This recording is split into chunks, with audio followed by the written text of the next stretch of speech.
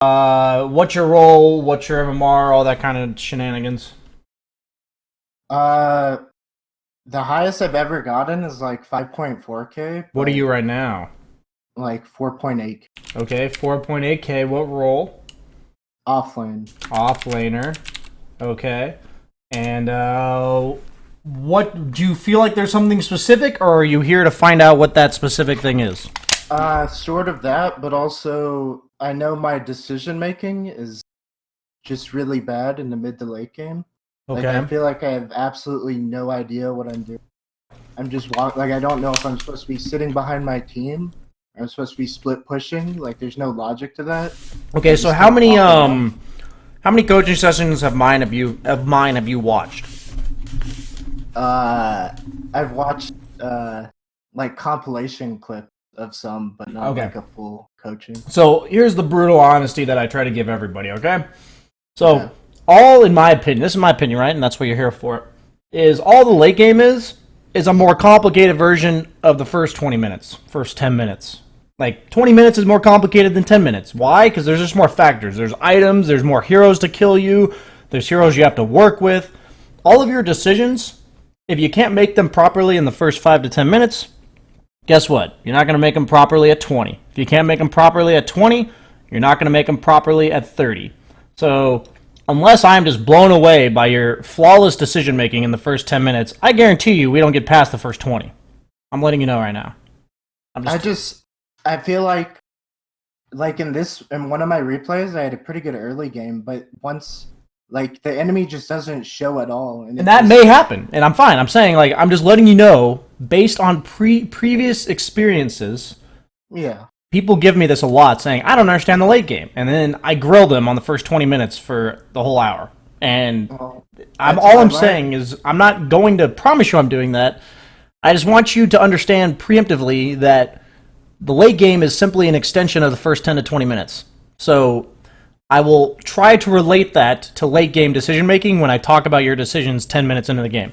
So let's just stop wasting time with me trying to explain this. Better done with example. Pull up, give me your replays in priority of what you want them shown, because I never know how much we're going to get through. I'll go ahead and share screen with you. Okay, so let's see. Watch, replay, boom. You can see my screen? Yeah. Who are you in this game? Centaur. Centaur. Cool. Okay, so I put that in my... making sure I put that in my YouTube titles, because I forgot to do that last week. Okay, so we're Centaur, 13 and 13. You're against a safe lane Void Silencer, is what it was? Void Yeah, we Venge? destroyed them. Okay, cool. So let's watch what destroyed means in the mind of a 4.8k offlaner.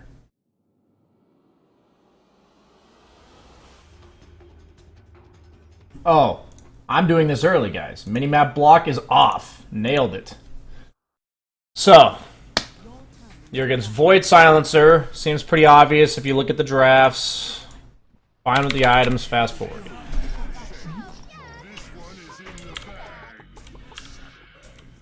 Who said anything about saddlebags? Do.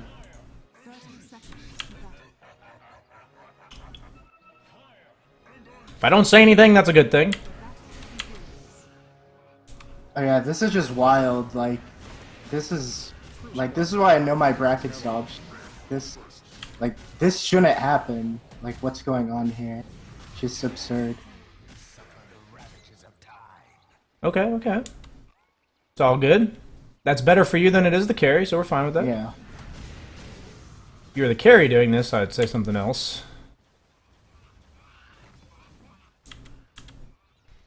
Oh, you're rich.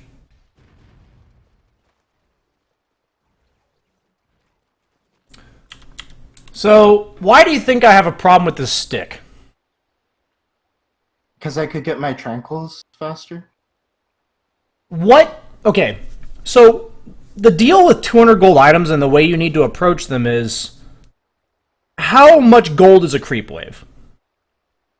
Uh, like 190 or something. Yeah, it's close to 200. It's not 200, but like it's about 40 on average for a melee, and about 55 on average for a range. So it's like 170-ish, okay?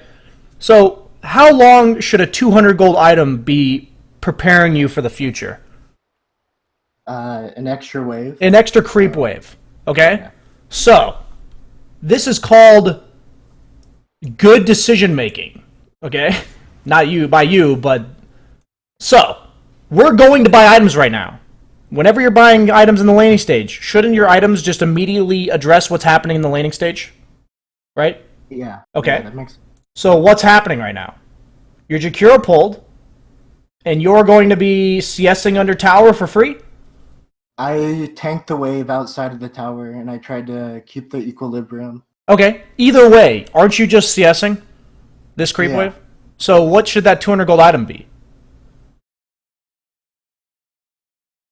A quelling blade? A quelling blade. Yeah. It's guaranteeing you all the CS. Yes, absolutely. Watch high-level offlaners. They buy quelling blades. It's not like you have to be a carry to buy a quelling blade.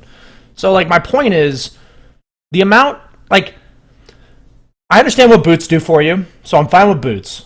But I just look at it as, like, you're going to be CSing because you see this, and the wave's going to be right here. So boots are good, and you're going to be hitting creeps. So buy a quelling blade, because that's what you're doing. You're hitting creeps for the next creep wave. And that's how I look at it. That's how I'm trying to describe it. So, like, let's watch what happens. Like, I mean, maybe I'm wrong, but I feel like I look at this stick, and I, like, from my perspective, it's a complete waste.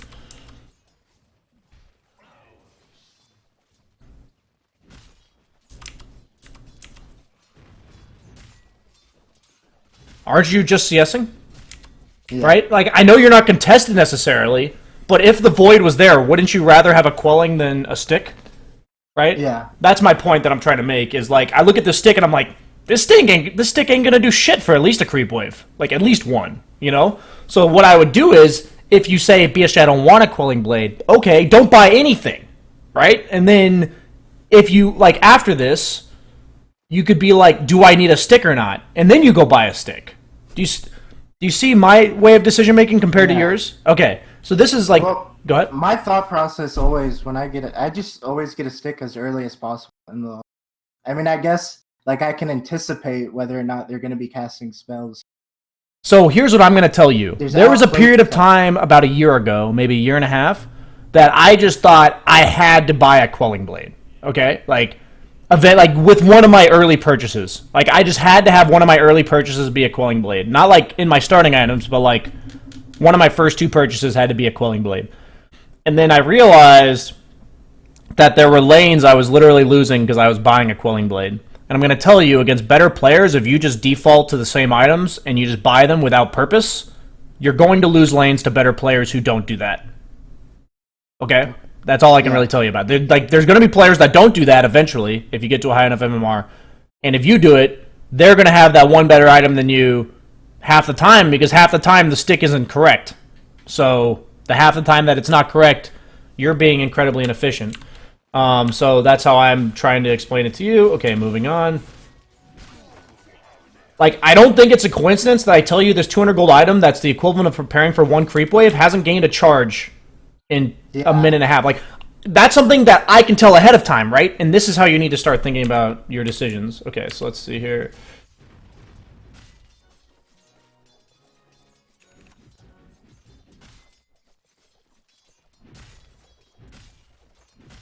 Okay. I wouldn't even go Tranquils here, by the way. Why? Because I want to be hitting creeps. Okay. I want to contest Void's farm. Okay. Because you have that ability to, right? Yeah. So what item would I rather you go? I don't know. I think the stick should be a quelling blade, and then what? Sorry? Hood? Yeah, Hood, right? Because Hood is the I'm hitting creeps the whole time, bullying you, out-sustaining you. Tranquils is the I can maybe walk up and stomp or double-edge some creeps, but then I have to back off, you know? Yeah. If you're behind in lane, you're against like a lifestealer type hero that's going to beat you. You know what I mean? So, if you buy Tranquils, I'm very upset about that too, for obvious reasons. Do you think it would be okay to just keep brown boots? Yeah. And not get any value? Absolutely. You don't need Tranquils. Like, you may eventually, but you 100% don't need them now. This is a spot where... Okay, this is crazy what's happening here. Oh, yeah. So how did... let me... I'm gonna rewind to this, like... I feel like you dying in this lane is a fucking travesty. Like, I can't believe you die in this lane. Yeah, I have a problem. Like, in all my replays, I just die a bunch. Like, I always overcommit to literally everything. Okay, so...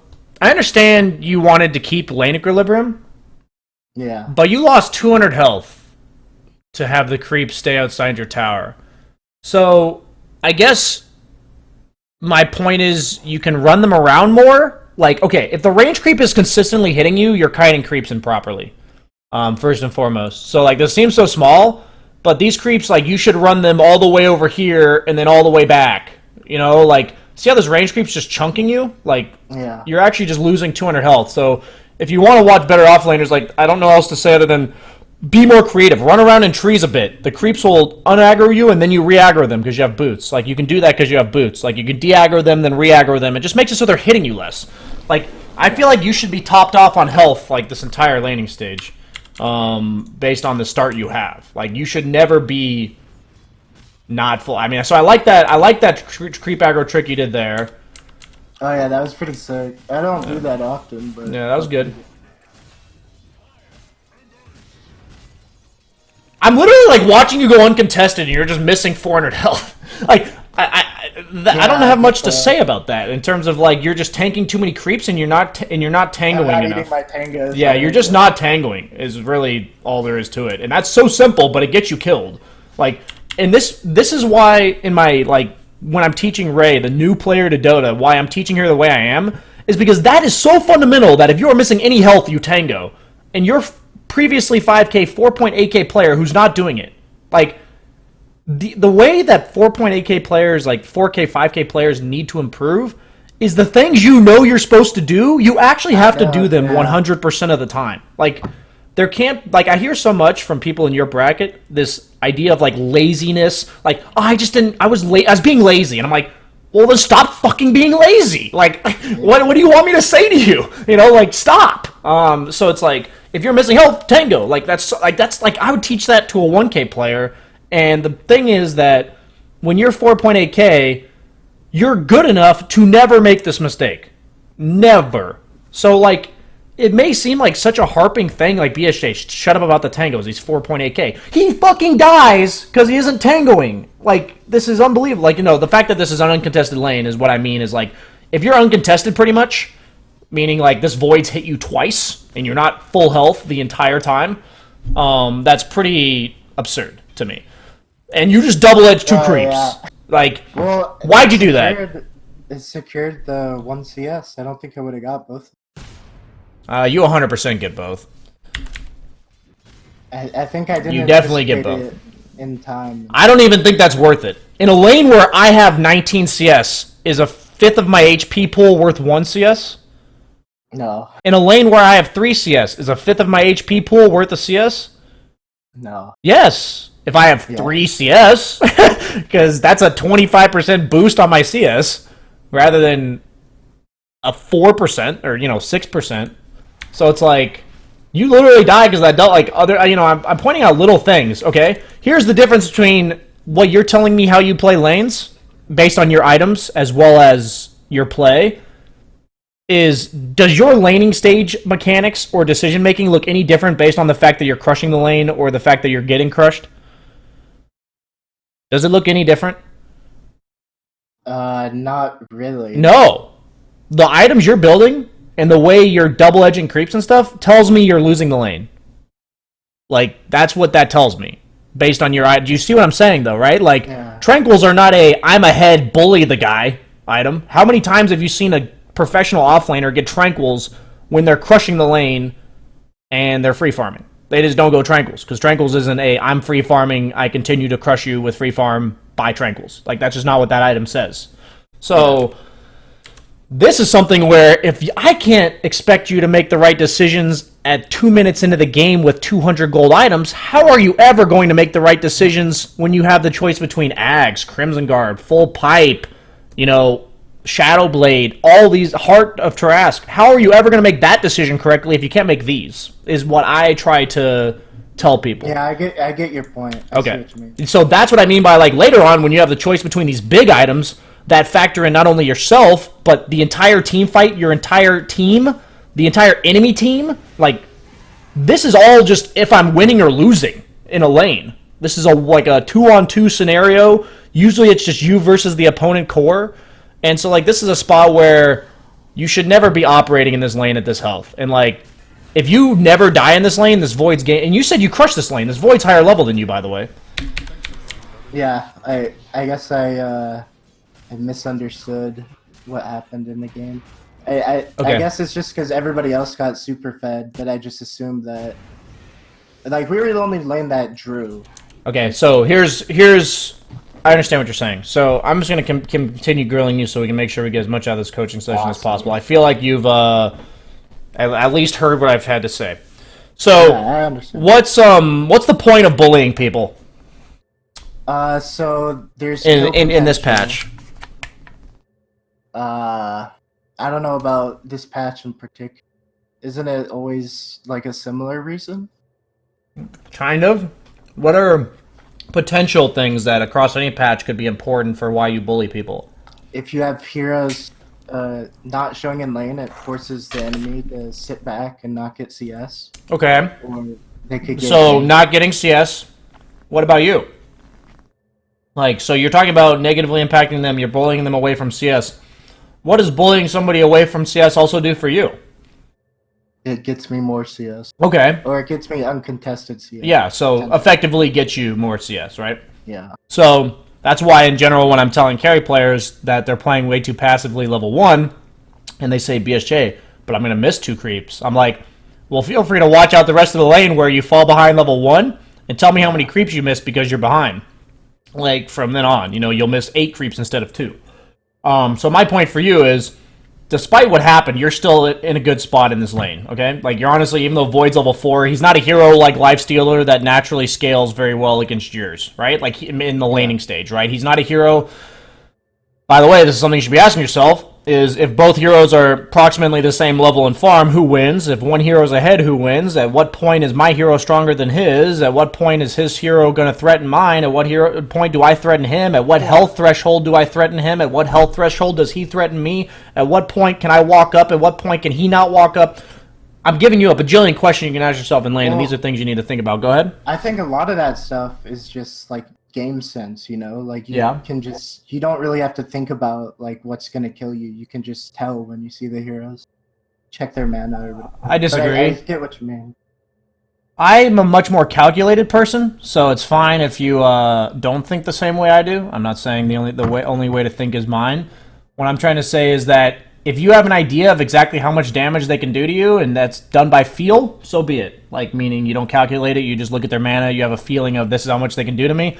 That's fine. I prefer to be very calculated, okay? So my decision-making is very calculated. Even if it's wrong, I had an idea of exactly what I thought it was going to be, and even if it ends up being wrong. My point being is all the decisions I made for you... Okay, so why do I have a problem with you... Back to the original point of this pause. Why do I have a problem with you going on Venge right now? And why should you know it's not okay to go on Venge? Because their wave is pushing into Okay. us. Okay. Most importantly, what's happening up here? Yeah, our range creep's gonna get by their... Okay, so what happens when your own range creep's gonna die right here, and something you should know? Oh, their creeps are gonna aggro onto me. I'm in the way. Yeah. No, these creeps aren't gonna aggro onto you. Where are they gonna aggro? Oh, onto the tower? Yeah, they're gonna leave. What, am I not in range here? I guess they're range. Because you're aggroing these creeps, and then they go to you, and then this. Yeah. And you should know that this is gonna happen. Like, that's just, that's like... It's just so, absent-mindedness. Yes, it is. So my point is, why are you doing it, right? To get CS, to bully them away from CS? This is not allowed.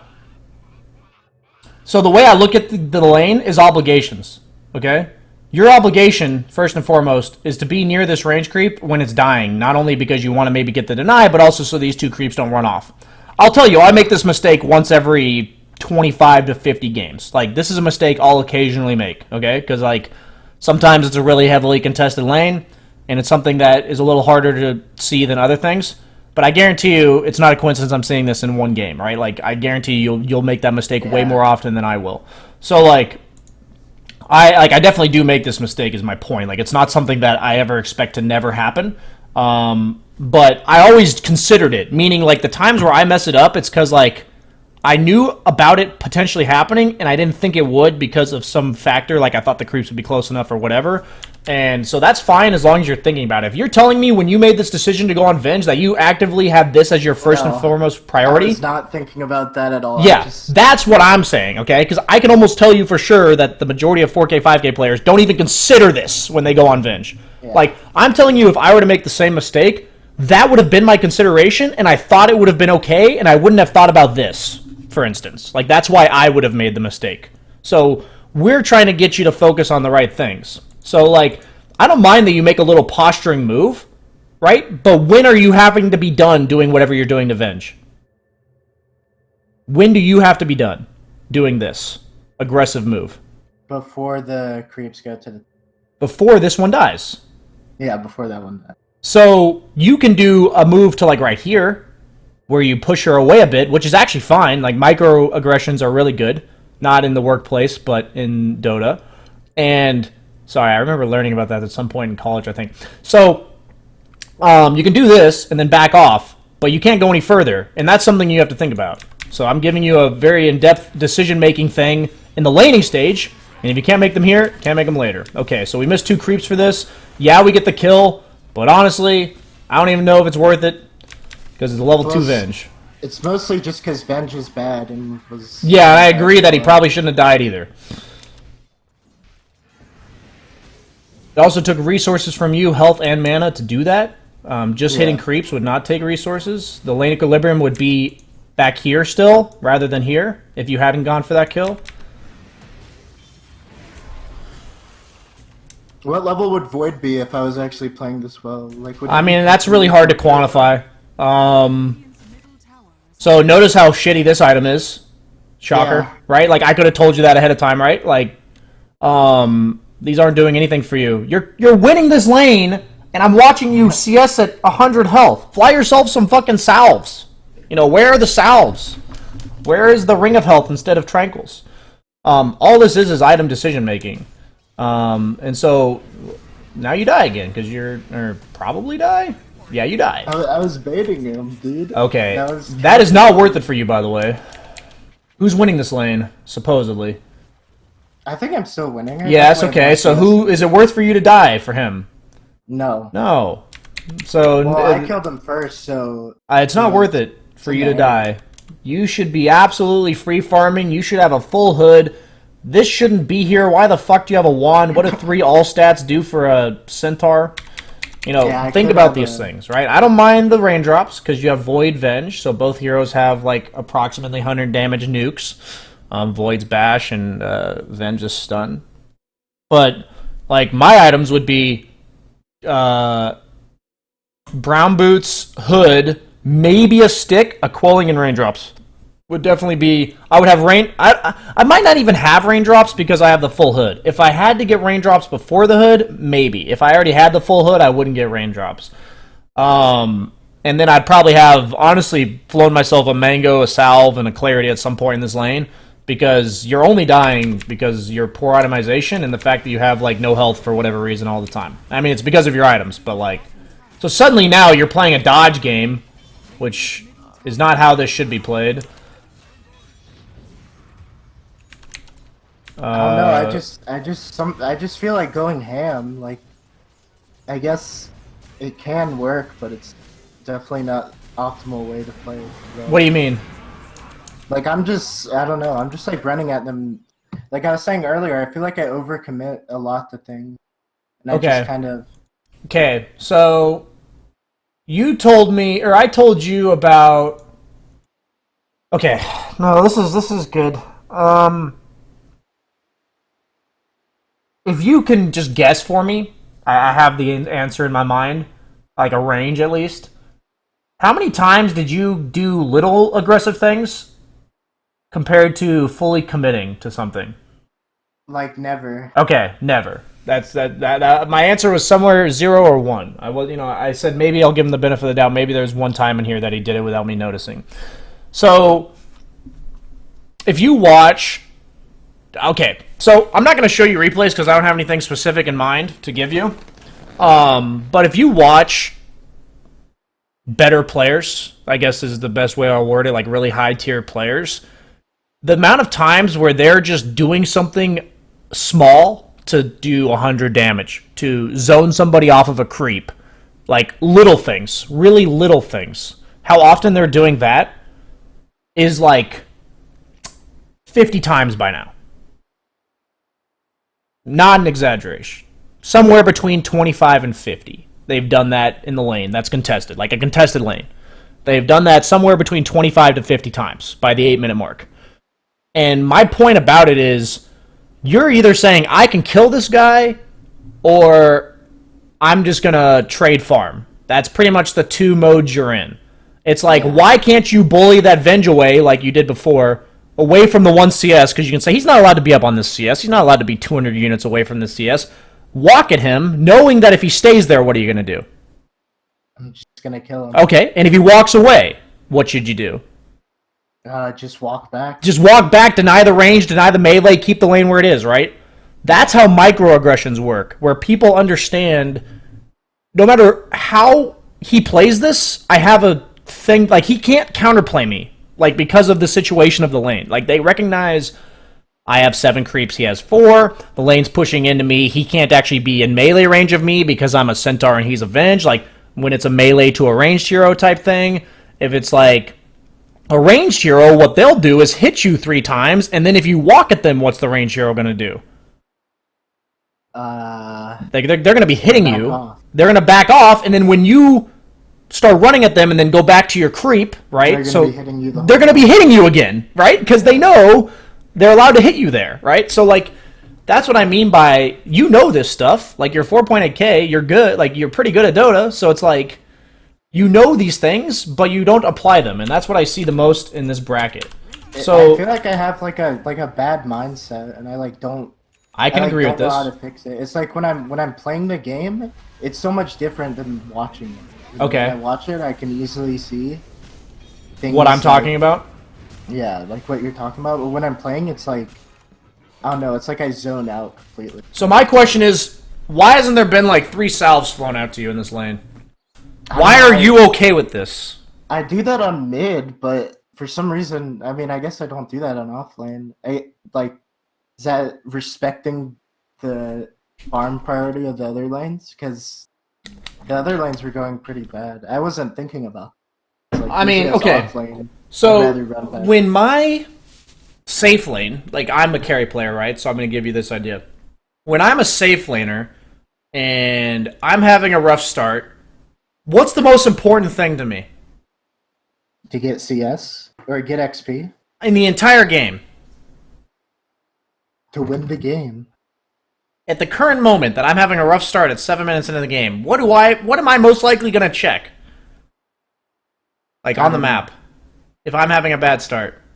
How the other lanes are doing? Yeah. Or how the opponent carry especially is doing. Yeah. So what does that mean to me? Do you know what hero should actually have lane, like courier priority most of the time? Mid, right? It's or the lane that's doing. It's the hero that's like most powerful that should get the courier. Like, so most of the time, sure, maybe mid, and like I'm talking first 2 minutes, sure, mid gets like utmost priority on the courier. Yeah. But if a salve means you never dying in this lane, and you using the courier means you're level 7 and Void's level 4 or 5. Like, that's definitely way better use of courier than me. Like, I may say, I really need courier. Like, if I'm a carry player, I may say, like, I need a salve right now, kind of thing. But I feel like you should be saying, I need a salve right now. Like, this courier should not leave base without a salve on it. For you. Yeah. You have 130 gold and it's leaving base right now. Like, the tranquils. You're looking at it too black. This has been a complete waste, by the way. I think you've noticed it by now. Yeah, I'm noticing it. And this is, how many games of Centaur have I played in the last year? 4, maybe? Like, it's not something that I have to be good at Centaur. I know Tranquils aren't an item I'm going to build when I'm winning my lane. That's just not what I'm going to do. So it's like, you have the classic, I build this formulaic set of items. Yeah, it's like the tortellini. Yeah, I build formulaic set of items. That's good enough to get you to about 5k, honestly. You can do that. You can get to 5k buying the same items every game. I'm not being facetious, Yeah, I'm being I know serious. that. So it's like, that you few can get times. there. But if you're winning a lane and you have hood raindrops, like maybe raindrops, maybe a stick, but definitely a quelling, and you're not double edging any creeps, and you're just hitting them with a quelling blade, and the only time you're double edging is if he tries to contest you, so you're trading, 325 health when you have 1300 and he's got 800. So like that's fine. But no double edging creeps casually, like I'm looking at this lane with the start you guys had and like where the lane was back here and stuff. You should definitely be 30 CS ahead and 2 levels. You are almost 30 CS ahead, but you're the same fucking level, which is unbelievable. Like, in my mind. Like, I think you have the proper amount of CS, but this is, like, not Yeah, if I had a hood, okay. I could even take his jungle when he later goes in there. I can just Yeah, chase you him. can literally follow him around. You take his tower and then follow him around. How do they kill you? Wind Ranger, Yeah, maybe, but definitely. she, like, kills herself on you, kind of? Like, how do they counterplay you? Maybe a chrono? And so if they chrono and kill you with 4 heroes, then what? I mean, not accounting for the fact that they got pretty fed, but I get what you mean. Like, so if they chrono and kill you with 4 heroes, what are you going to do after that? I don't know. Right back to what you were doing, aren't you? Yeah. Like, right up in that Void's face again, make him, like, have Yeah. 4 heroes there with no chrono and see what they do, right? But that's the only, like, in that case, you have to know your exact limits, but you're never going to get there if you don't buy the right items. Like, Yeah. I don't care what your decision making is in this point in the game now because you've messed up so much by 9 minutes that this game is not accurate, honestly. Like, how is this accurate? You should be 2 levels ahead of this Void. His tower should honestly be dead. This item should not be here. This item should not be here. You have 800 net worth. That makes no sense. This Blink should be coming out 3 minutes earlier. Like, I'm going to watch a bit more, but I actually think we should move on to your next game. Like, I'm going to be honest with you. If you disagree, I'll watch the rest of the game for you. But I hope you understand how Yeah. unrecognizable the game is based on the things I've depicted to you. So you go mid, you take a fight. Do you want to be fighting right now? I went because, you mentioned how I should still be chasing around Void while their Yeah. team's like 4-manning or whatever. Yeah. And I don't know, I just thought since there was something going on there, like it's like kind of a gut instinct if I see like 3 heroes mid and I have my ulti up. TP. Or I guess I didn't have it.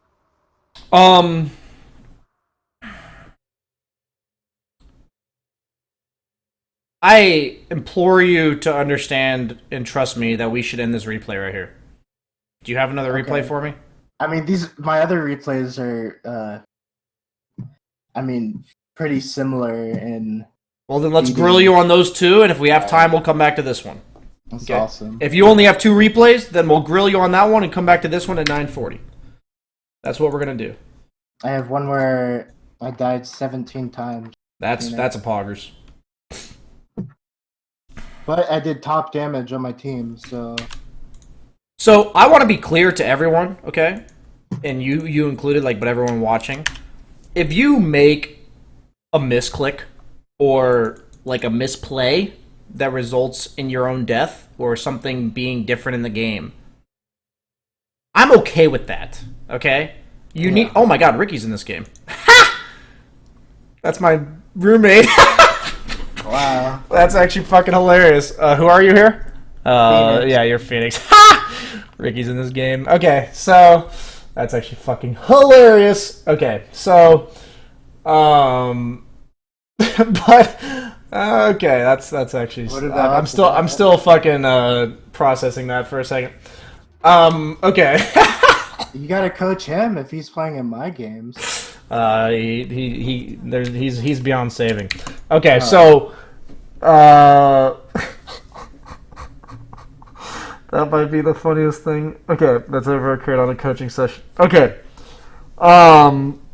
So what I was saying was, if you make a misplay where you overextend and you misclick, like you literally just miss a stomp, and if you had made that play correctly, it would have been a kill. Instead, you die.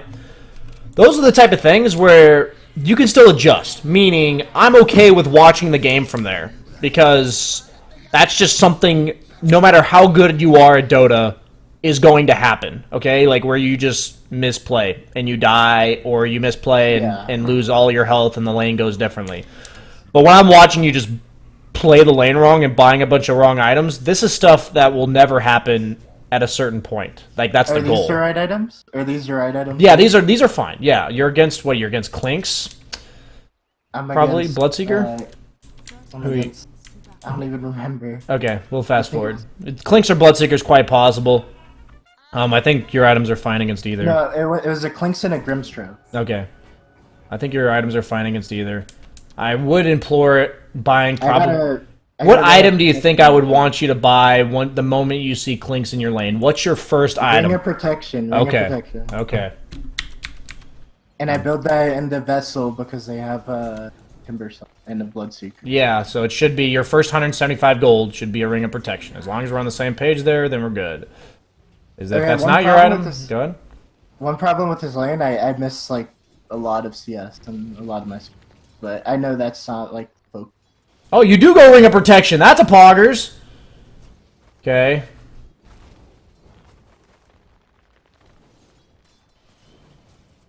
So I'm going to rewind again here.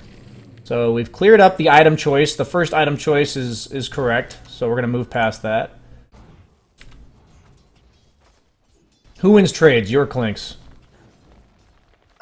Clinks, unless I have my spirits up and I actually hit him with. Okay. So, what important lane mechanic do you feel like is lacking? My positioning. I'm just in like a. So, what a laning mechanic influences positioning? Where the creeps are. And what lane mechanic influences where the creeps are? What heroes are attacking other heroes? So, what is that mechanic called? Creep aggro? Okay, creep aggro. So I would have creep aggroed at least 4 times already, and I'm not exaggerating. I would have creep aggroed at least 4 times. Why? I have a problem with, I know this is something you just have to get better with, but getting hit by creeps way too much when I draw aggro for a second. Okay. I'm not that good at kiting it. I try, but... Okay. Especially on Phoenix with low armor, it's like... Okay. So... And we have a So... drought, so I should be trading. Okay. So, you should not be trading. So, why is creep aggro... No, you shouldn't be trading. It gives you 2 fucking damage, bro. If I have my spirits up. Okay, so if you're not creep aggroing, how are you ever going to guess where this Clinks is walking? If you pull this creep back, if you pull this creep to here, and you're here, and Clinks is here, if he wants to hit you, where is he going? Towards me? Towards you. That's real fucking obvious where he's gonna be, like, in 3 seconds if he wants to hit you. You know what I'm saying? Yeah. If you're not creep aggroing, where's he gonna be? He's gonna be... Either of this 1,000 range to hit you from? Do you see, like, what I'm saying here? You can't actually predict his movements, because you're not... Wait, can you explain this a little more? Because, like... Okay, hey, we're gonna do something. We're gonna do something interesting. Okay, I'm not a very good Phoenix player. I want to try something. This may be an interesting use of our time. Here, I'm gonna give you the password to a lobby in Discord. Okay. And the lobby name is gonna be TTT, and I'm gonna make that the password. It needs to be all pick. I'm not a very good Phoenix player. We're going to play this twice, and it's going to be quick. What's it called? TTT is the lobby name.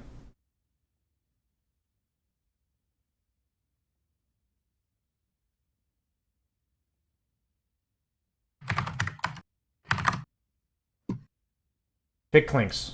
I'm going fast. Actually, restarting the lobby. This will save time, trust me. Disconnect. Sorry about this. Little mishap there. Same lobby, same password.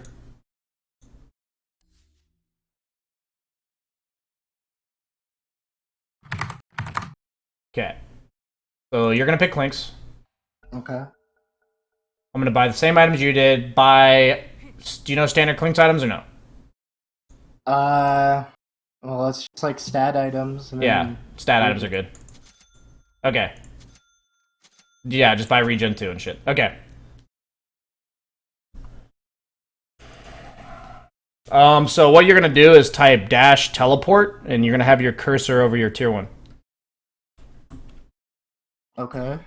So that's just gonna put you in the lane. Go to bottom lane. Sorry. And I'm gonna do that too. Let me know when you've gotten yourself to the tier 1 tower. It goes where my cursor. Yeah, is? so you have to have your cursor at your own tier 1 and then type dash teleport. Okay. And let me know when you have accomplished that.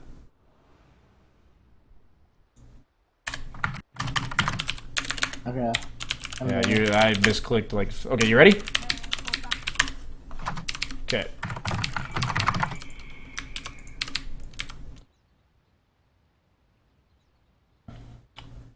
You can block and all that shit if you want. Doesn't matter. We're gonna play this lane twice. This is scary. I'm gonna get dumpstered though. No, I just, I want you to feel the impact of creep aggro, okay? Okay. I missed my block. That's fine. Okay.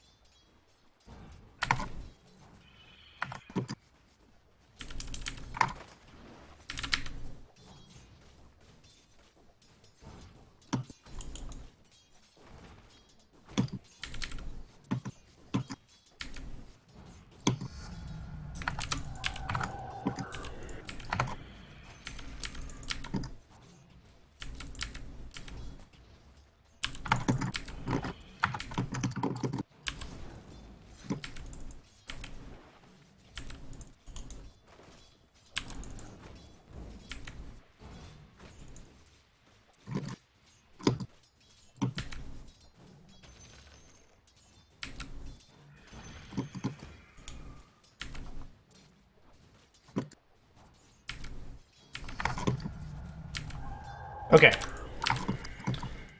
We're gonna replay the I took a lane. lot. See what you mean. Okay, no. We're gonna replay. How many times did I creep aggro that game? A lot. 0. Uncountable. 0. You didn't? Literally 0. We're gonna play the lane now. I wasn't really paying attention. I A-clicked you to actually attack you a couple times. I aggroed 0 times. Now we're gonna I play thought the you lane were telling again. me that you want to be aggroing. Yes, so that is what it Okay. feels like from your perspective when I never creep aggro. Go ahead and join the lobby again.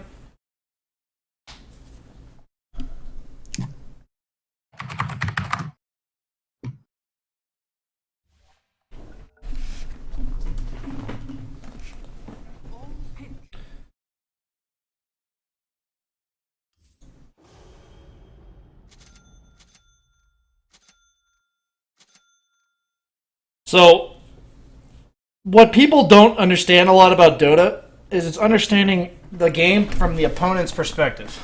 Okay?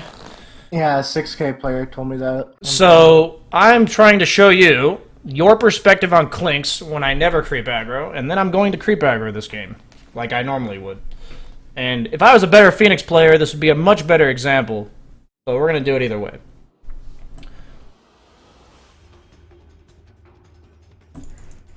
Go ahead and do the teleport thing again.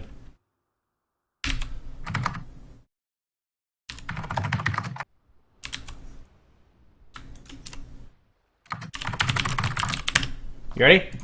Yeah.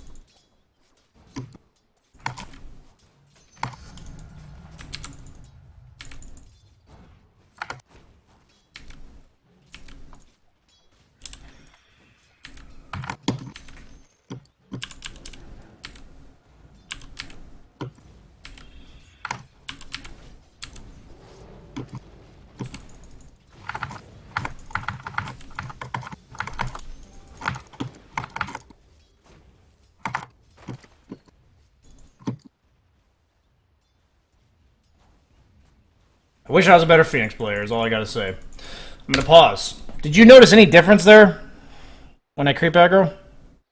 No. Well, it seemed like you were taking a lot more damage at the start. Yeah. This is such a bad matchup to show it. This is experimental, so we'll probably go a bit extra time. I want to show you because... Fuck, man.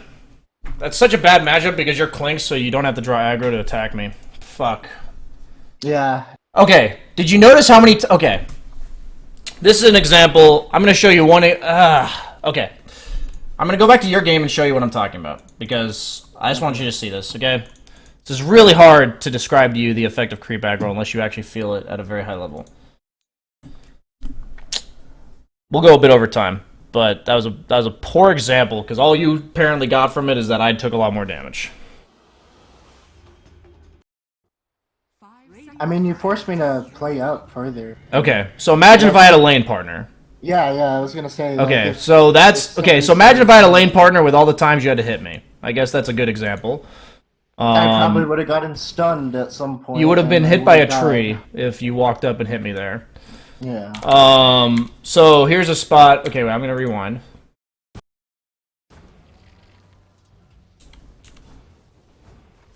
Here's a spot where for you to get this creep, you have to walk to right here. If you were to creep aggro ahead of time, this creep would be right here, and then you could be right here. And then if Clinks wants to hit you, he has to be right here, which is drastically different than right here. That's a perfect example of showing it one time. Same idea here.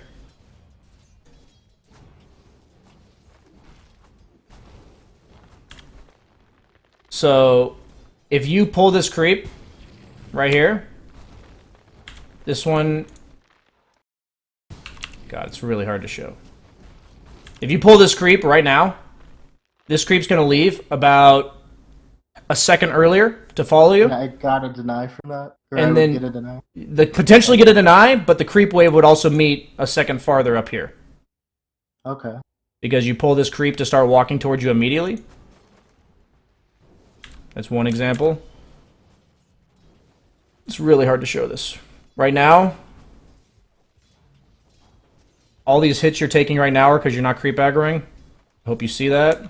The Clinks has to play over here, as you see. Why does he have to play over here? This is much better with dual lanes. Why does he have to play here? Why is he doing this?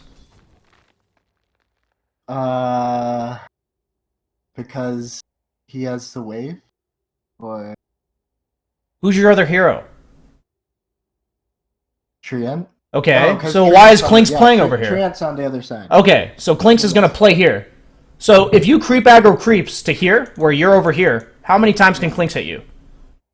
A couple, and then... 0, because the creeps are over here. Well, I mean, he could, but he'd be taking If the risk. he can't walk past this line.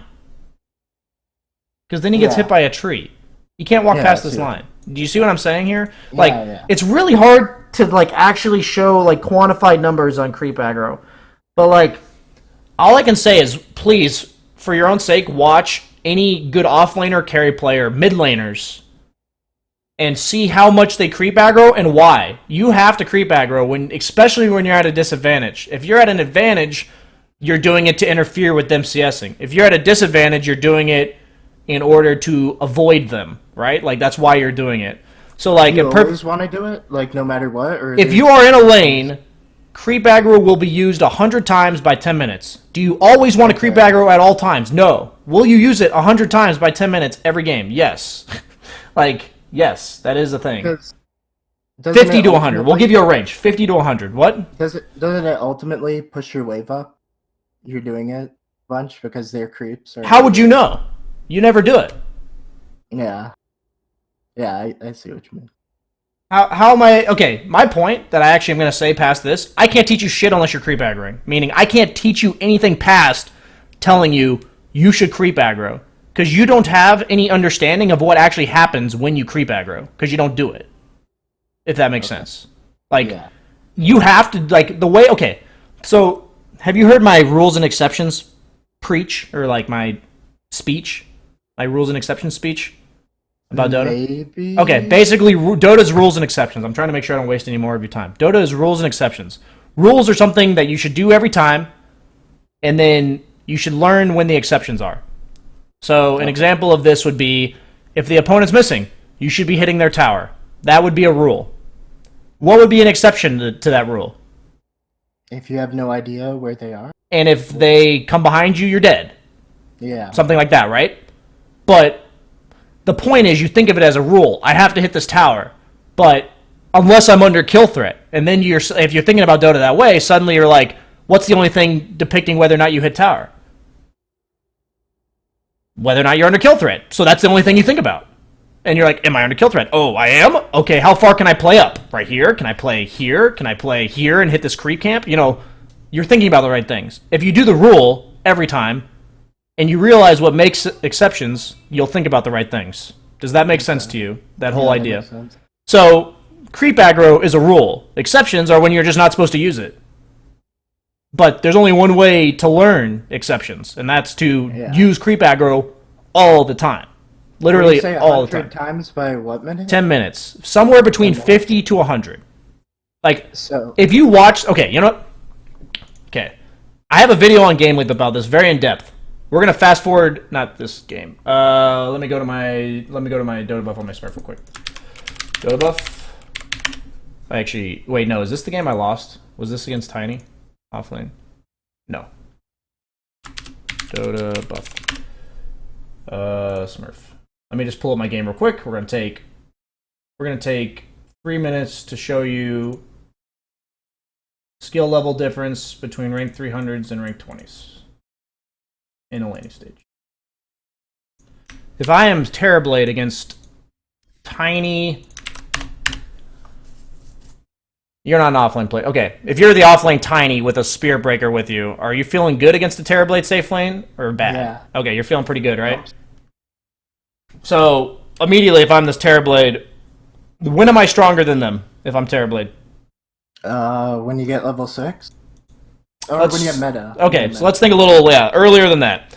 So, I'm stronger than them when I'm in meta form. Okay? So, let's see how I play the lane when I'm in meta form.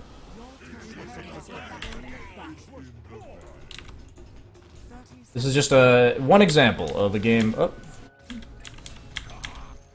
We'll watch it in normal speed so you can keep up.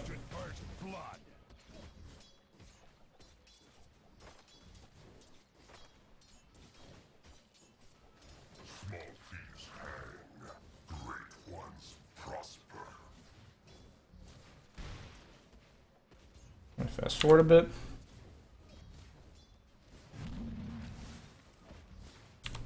Notice all the microaggressions by casually attacking them a lot? Yeah. When I'm at the advantage. So that's how we play. Now let's watch. Okay, wait. Let's rewind. We just came out of meta. 1 creep aggro.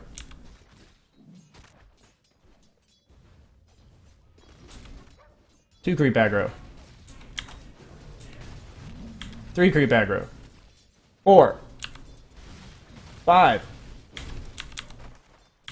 6. 7. 8. 9.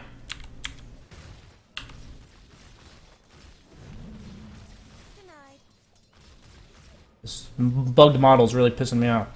10. I attempted to. 10. Tempting to. 11. I have meta now. Not using creep aggro. Just denying the lane. If he wants to walk up, sure, go ahead.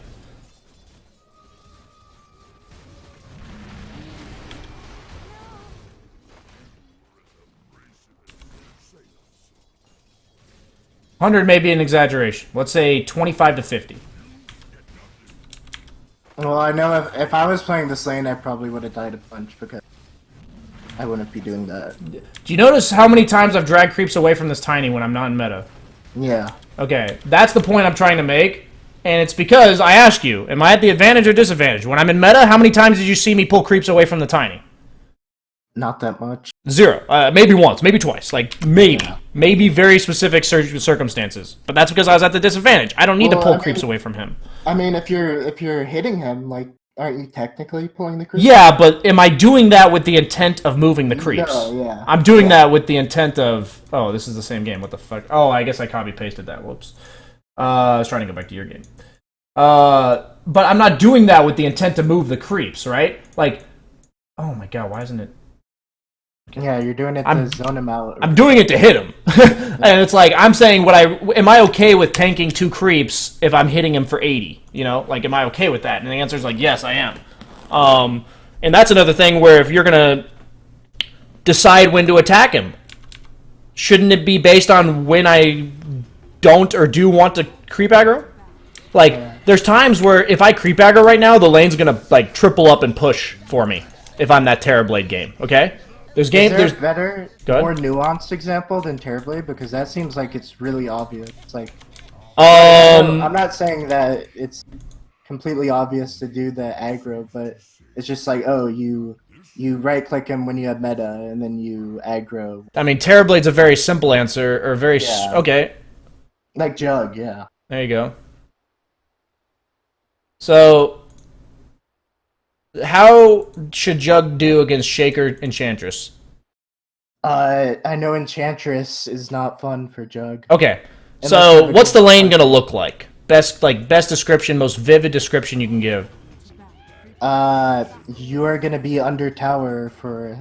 Okay, and what's Enchantress doing the entire time?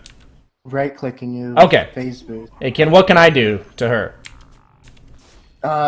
You can hope for your lion to stun and you spin on her. And if... Okay. So... How often can I spin before level 5? It's like 40-something. Okay, so it's about 44, then 30. So, if I can spin once every 30 seconds, but she's going to be right-clicking me the rest of the time, am I going to itemize for when I'm spinning or for when I'm getting right-clicked the rest of the time? When you're getting right-clicked. Okay. So, why do I have a Quelling Blade in my starting items? Oh, I'd never do that. Well, because you don't think you can get to the side shot. Okay. And how much damage does Enchantress have? I don't know, like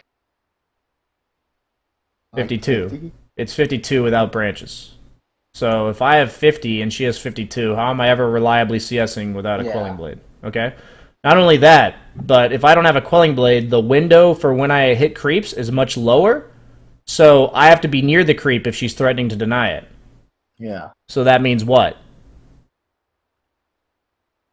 That means that she's going to be damaging you. Yeah, she's going to hit me more, right? Because I have to be near the creep more often. Okay, so that's a thought. So, just watch how we play this lane. So, what should our goal be if we're going to use creep aggro in this lane? Just a secure farm. Yeah, we're not doing it to be aggressive. We're just doing it. One, do we benefit if the creeps separate like this?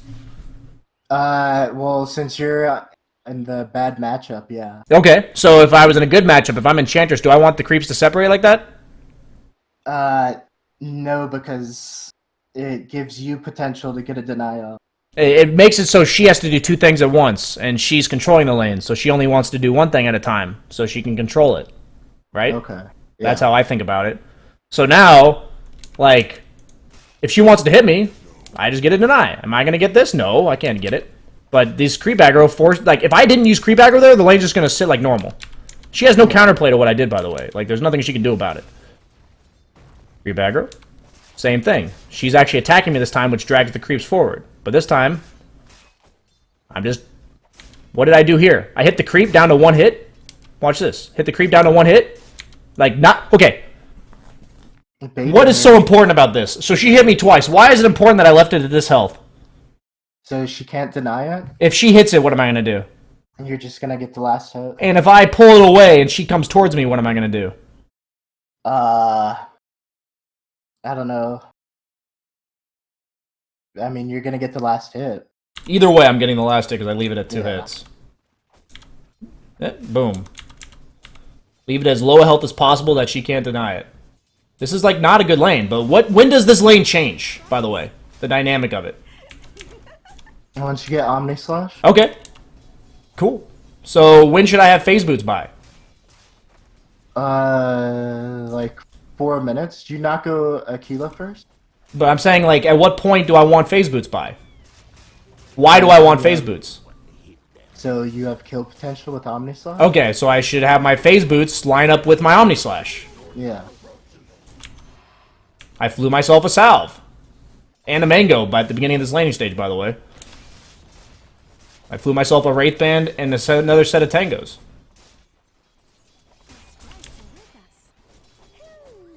Creep aggro, pulling it away. She still hit me a lot. Imagine how much she'd be hitting me if I didn't drag these creeps.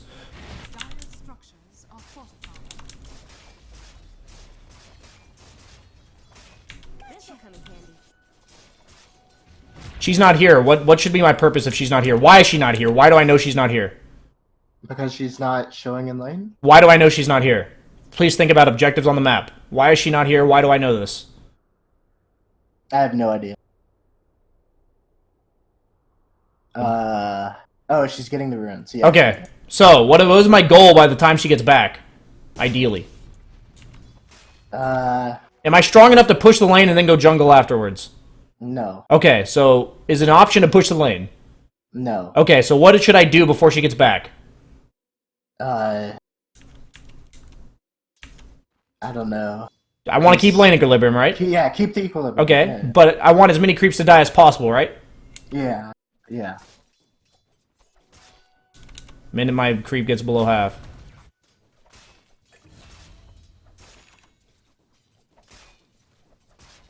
I actually didn't do that very well. I could have done that way better. Creep aggro, get my own range creep denied. My lion actually messed up the pull.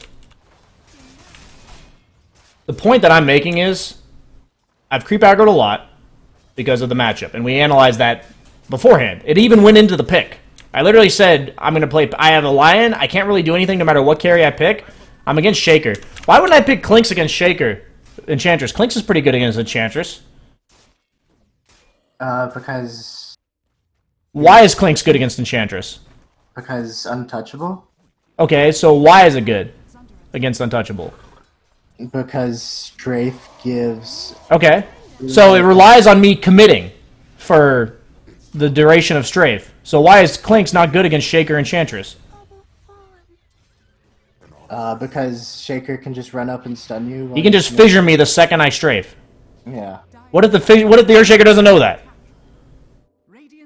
What if the Earthshaker doesn't think about the matchup the way I think about it? He's just gonna fissure me randomly and then I can strafe, right?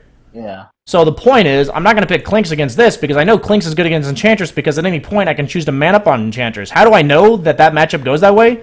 Because I played it against a rank 20 Shaker and a rank 40 Enchantress or some shit, and every time I used strafe I got fissured, and they backed off, and then they shit on me. Like, I'm like, oh, well that makes a lot of sense. Like, shit. But like, all of this stuff is about how the matchup plays out. Like, I know we've done a lot about random stuff, like we've kind of taken a tangent, so I'm going to go back to your game and fast forward, because I want to make sure I get past this laning stage. But the only thing I can tell you at this point is I've given you a lot of reasons why creep aggro is very beneficial, and there's a very long video that I made on Game Leap. You know, it's up to you if you want to take the time to watch it, that uses pro examples of exactly why they creep aggro and how they use it. If you want to look that up, it's up to you. What's it called? I can send you the link if you want me to. Okay. Yeah. I'll send you the link after the game. I'm not trying to milk you for money, man. It is like a $5 membership fee for whatever you'll be able to watch that you'll need to watch. But I figure if you're willing to spend $75 for this coaching session, you should probably be willing to spend $5 for something that I think is really important for you. So at this point, I mean, the lane's not good.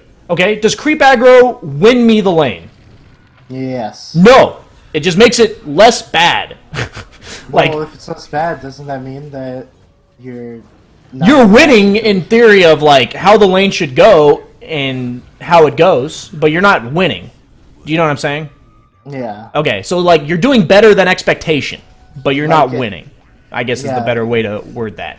It's a matchup. Yeah, it's just like if you're in an unfavorable matchup, creep aggro is probably the single most important thing. And you'll say BSJ doesn't like mess up the lane equilibrium, all that kind of stuff.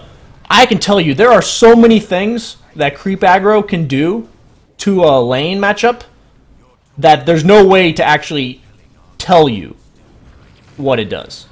Like, Well, if it's good players on both sides, I mean, they're both going to be aggroing anyway. yeah, I and my point is that you're at a bracket where I guarantee you half the players don't creep aggro. Yeah.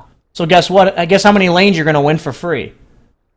A lot. A lot. because the other guy's not doing it, right? Any matchup potential. The reason why I learned this stuff and I'm being so harsh to you about it is because I played against players that do these things that I teach people in coaching sessions, like whether it's creep aggro, whether it's like these like very in-depth decision-making choices and all that kind of stuff. Like, they do it and I don't, so just some percentage of the time they come out on top because they're doing it and I'm not. Yeah. So in a really rough lane that you're in, I don't mind this kind of rotation, but it's like one of those where I don't even mind that kind of rotation. If you're having that rough of a game and you see an opportunity to possibly make a counterplay, I don't mind that kind of rotation.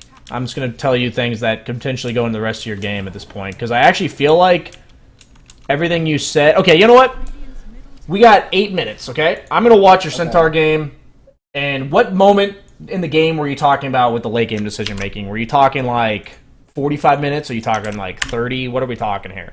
Like 30 plus. Every single team fight. Well, a lot of it's just you can't really coach it because it's like just confusion about like what the fuck's going on. I think you underestimate how many people I've had to coach. Okay, so let's fast forward.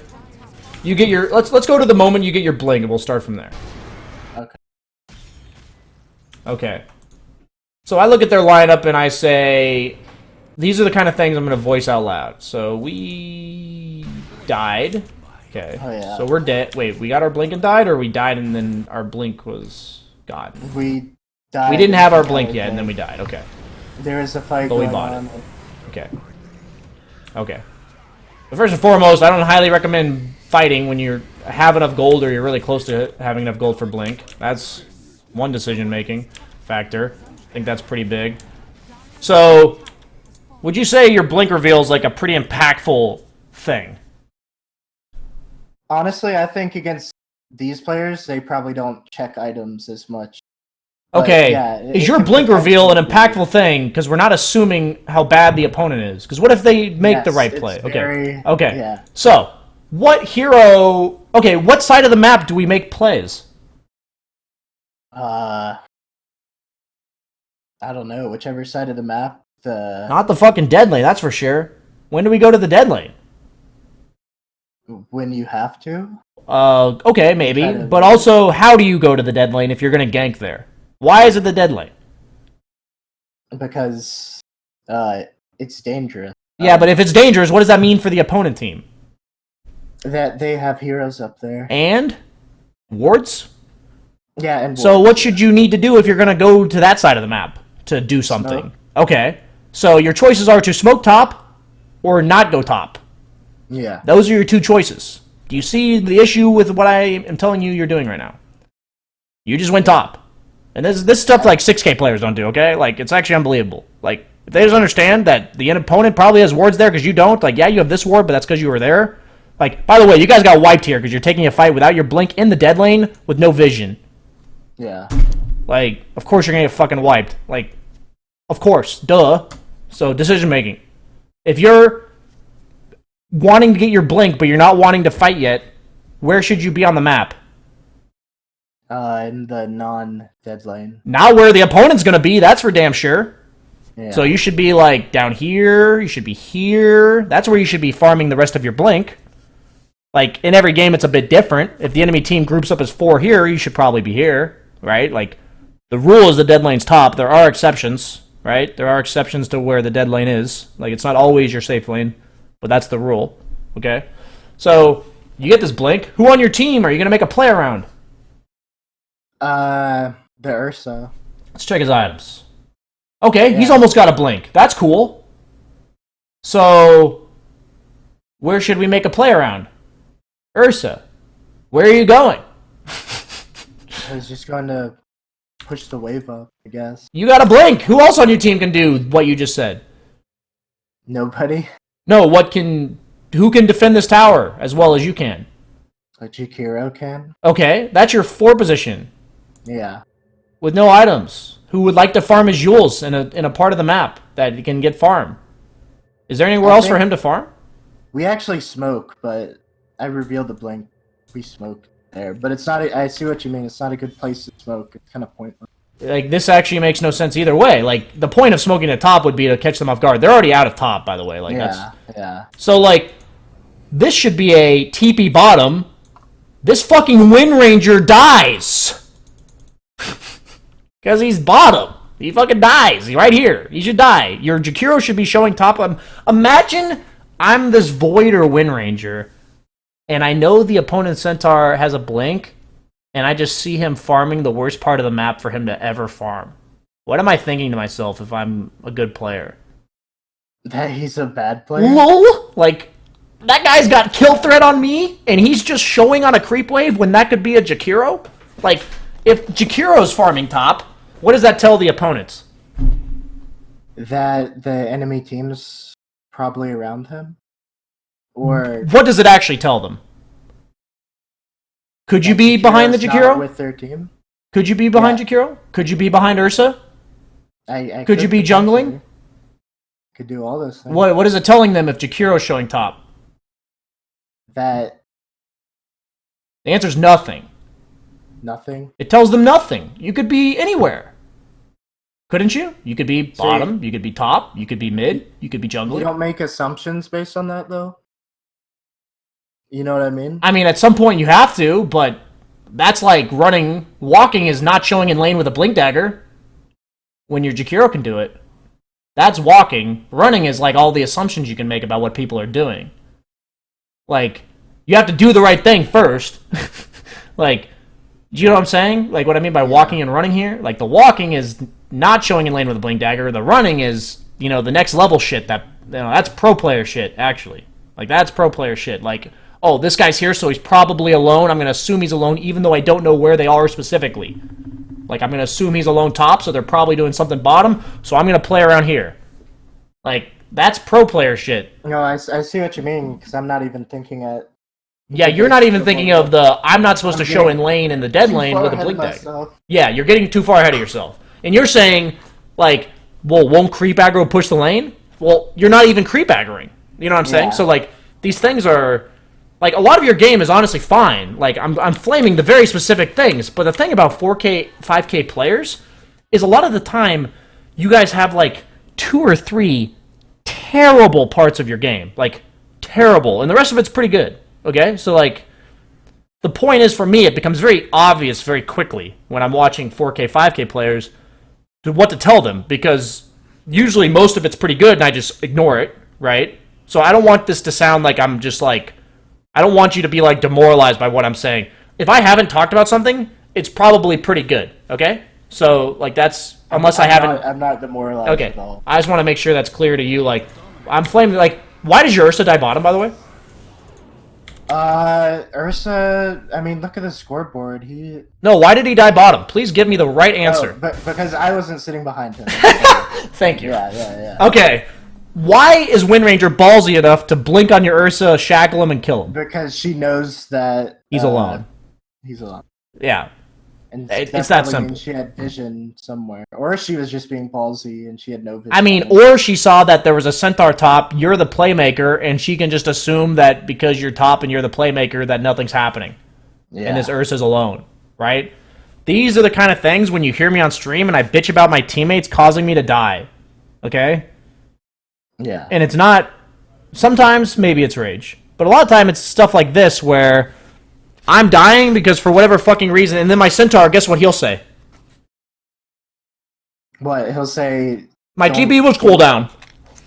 Oh yeah, because he just TPs right BFJ, my TP was cooldown. I couldn't be bottom. It's like, dude. Like, what? Okay. So, we're gonna fast forward a bit here.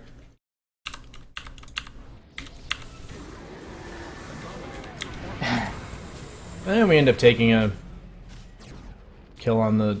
No? Oh, nice. Why is all this happening? Because our Ursa's dead. Why is all this happening? They can just jump on us. Why is this all happening? What, is there some other reason? Yeah, you TP top, showed yourself with a blink dagger. Yeah. The whole... I'm actually not exaggerating. All of this fucking shit happened because you TP top and showed yourself with a blink dagger. Okay? Like, it actually happened. Why? Because your Ursa died because of that, and then all of this is happening because your Ursa died. Like, This is how Dota works. If you're on the right part of the map doing the right things, good things happen. If you're taking a 5-on-5 in the dead lane, 200 gold off of a blink, you're going to get wiped.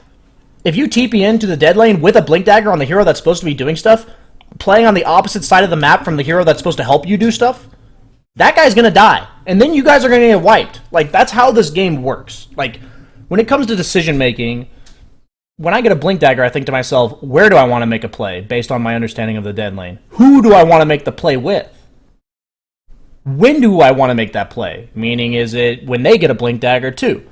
Is it when they have their BKB? Is it when... Do I want to get a team fight? Am I just looking for a pick-off? Like, am I looking to take an objective off that pick-off? Or do they just have like a Storm Spirit type hero that's free farming that needs to die? If none of that's viable, what might be a good option? What if your Ursa's 400 gold off of a blink? He's the one that needs you, or that you need to make plays. What should you do with your blink dagger? I should sit behind him. Yes. And chill out. Yes, right? Because how do we know that? Because Ursa's the hero we need to work with. He doesn't have his item yet, so we can't do anything until what? Till he has his item. So anything that happens to him directly impacts us, right? Yeah. So we have to know that. Like, because we just think about it, right? Like, we literally say, we have blink, we need damage, we have the stuns, we need damage. Our only follow-up damage at this point in the game, we don't have like a lion blink, is our Ursa. So we need Ursa. Ursa needs a blink to follow me up. He needs a blink. And then you should check his items.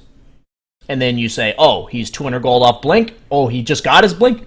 Ursa, back up to tier 2. We're smoking. Or Ursa, like, I'm sitting behind you, farm your blink. Or, that's all that should matter. Like, I'm telling you, a professional offlaner would make that TP top 0 out of 100 times. And I'm saying that because you need to understand the thought that goes into these decisions. Like, crucial times when you're playing these, like, Centaur type heroes are how your lane's going, so the items we talked about there, right? Like, don't just do cookie cutter builds. Make sure you adjust your items. And then understanding the dead lane theory in regards to, are you guys trying to get objectives? Are they trying to get objectives? Okay, who's trying to get objectives? Do I want to be a part of that? Am I participating in team fights? Am I the guy defending towers? Am I the guy that is willing to show up, but that's it? Like, that's all I want to do. I'm willing to show up if the fight breaks out, so I'm going to have a TP on me. Like, that means I'm not going to TP to my lane, if that's the case, because I want to walk there so that I'm able to TP. Am I avoiding fights at all costs? If a fight breaks out on the opposite side of the map, am I pressuring a tower? Am I strong enough to do that? Or am I just going to keep jungling or whatever? Am I going to push the lane and then go back to jungle? Like, I'm giving you a bajillion circumstances, right? But those are the type of questions on heroes like Centaur where it's like, I'm busy farming up an item. If I understand where fights are going to happen that are good for the opponent and fights that are good for... Like, when would a fight top be good for you guys? Pretty much never, unless Ursa had a blink and Void didn't have Chrono. If Ursa has blink, you have blink, you smoke, and you kill who? Void or Void probably, and they have global. So then you have to take into account: can we even kill him if you know what I'm saying? Yeah, because I'd Stampede and then they would probably global, right? So it's like one of those things where it's like, in this game specifically, there might never be a time that fight tops are good. Unless, wait, why did we say fights top weren't good? Because of global and chrono. So what if you see 3 heroes playing top on their team, and they have no global or chrono? What do you think I would say if that happened? Go on them. They're not allowed to fucking do that. Yeah. Like, they're not allowed to do that, guys. Okay, go kill them. Like, I mean, if you watch my stream enough, I guarantee you the regulars will be like, BSJ says that all the time, where he's like, guys, they're not allowed to do this. What's happening? Like, they're not allowed to play that way. And it's because I've come to that conclusion where I'm like, okay, if we fight into them top, we'll need to smoke. If we fight into them top, it's like, we can't even go on them because they have global and chrono, but then, oh, they're playing top anyways, even though they have no global and chrono. Let's fucking kill them. What are they doing? Like, that's the kind of stuff that, like, if they make those mistakes, you capitalize on it. And these type of decisions are actually above the 4K bracket. Like, these are the type of decisions that distinguish, like, 6Ks from 7Ks. And at an even greater level, 7Ks from 8Ks, right? Like, and I can't even necessarily describe to you at what level those are because I'm 7K. I don't understand as much as the 8K players. So it's like, we do have to wrap this session up, but I feel like my major thing for you is I'm gonna give you while I'm doing this little spiel. I actually haven't looked at Game Leap since they redid the site, so let's check out. Maybe it looks dope. I've heard. Oh, it is dope. Okay, cool. Dude, you're totally trying to sell me it. No, I'm just hyped because yeah, I'm trying to squeeze you for all you're worth. You got anything left? No, I'm kidding. I'm gonna this video was a long time ago, like a year ago or so maybe, but I put a lot of effort into it. So I'm gonna coaching simulation and creep aggro conceptual approach. Because I'm assuming you understand the mechanics of creep aggro. Yeah. So I'm going to send you the whys of creep aggro, and like this is like the whys and the examples of other people using it. My honest advice to anyone, like this is not like it's not a requirement. It's just advice.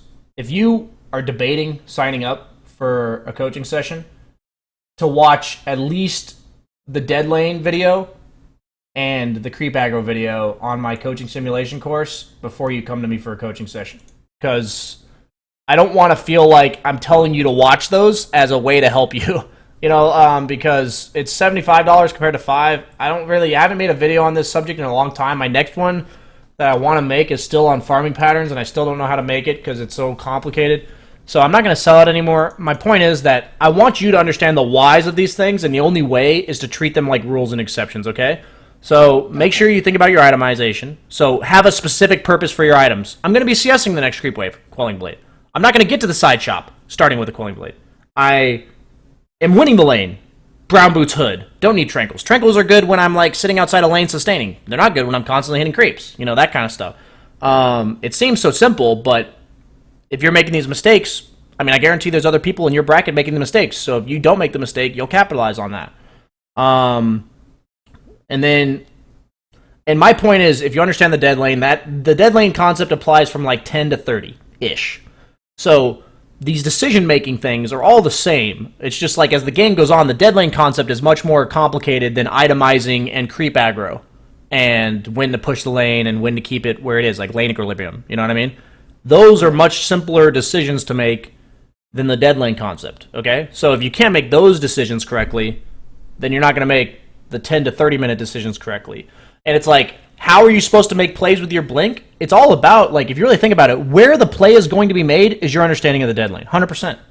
Like, because the dead lane's not only, like, where you're not supposed to be, but it's where the opponent's going to be. It's most likely where their objective is going to be. So then you think to yourself, is our play in order to get our objective, or is it to stop them from getting ours?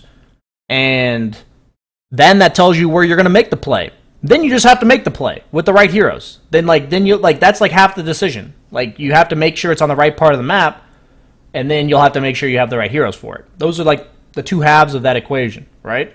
And I know I've talked your ear off. I do have to wrap it up. Making sure, do you have any final questions of things I didn't clarify or didn't talk about at all in this session? It's a weird session. Not in a bad way, just weird.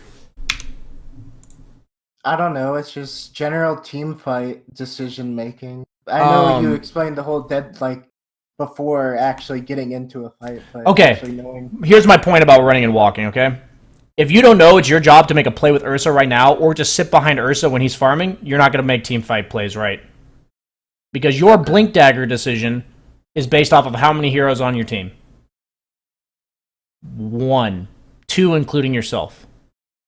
How many heroes does a team fight decision base off of? 5. 9 other heroes. 9, yeah. 10, including understanding of your own hero. So I'm not trying to avoid your question.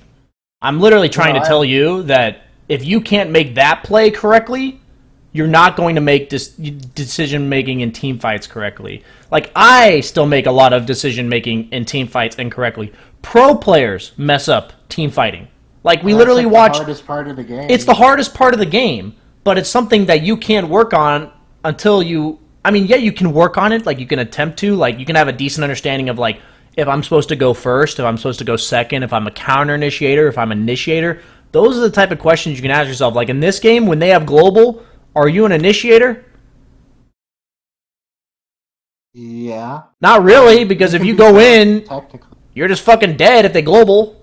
Like, so until you have items to deal with global, you're not an initiator. But when global's on cooldown, you're an initiator because they can't do anything about it. Yeah, they can swap the guy, but that's a whole nother story. It's like then you have to think about where their heroes are positioned. Do you realize how many factors I'm trying to include in this, as opposed to Yeah. knowing when you have a blink dagger, you're supposed to work with Ursa, playing around Ursa, looking at his timing, and then going. That's like 3 factors. That's like the basic things, and then there's whole bunch of other. So stuff that's that- why I'm not trying to overwhelm you, dude. These are things that I still work on, the team fight stuff. Like I still have to work on that, like a lot. Okay. So I need you to get past this first 20 minutes, and I need you to somehow, if you want to trust me here, just like drop your idea of team fighting out of your head. Like that is not something that is important right now. Like these other things think need to about happen. The win, like Yeah. the win and the win. Think about all the situations for why you're buying little items, all the situations for when you're being aggressive in the laning stage. Think about all the decisions between, like, the little micro decisions. If you make those correctly, the other decisions just become, like, it's like running, Once you run 10 miles an hour, maybe next time you can run 11 miles an hour, It's like you're going to work your way there. You don't just suddenly start sprinting, Like, the point is, that's maybe a terrible analogy, but the idea is that you have to work your way there. So, man, I am going to wrap it up there. Thanks for signing up. I apologize if I didn't give you the exact session you're looking for, but No, I that's cool. always try to give the session that I think you guys need. So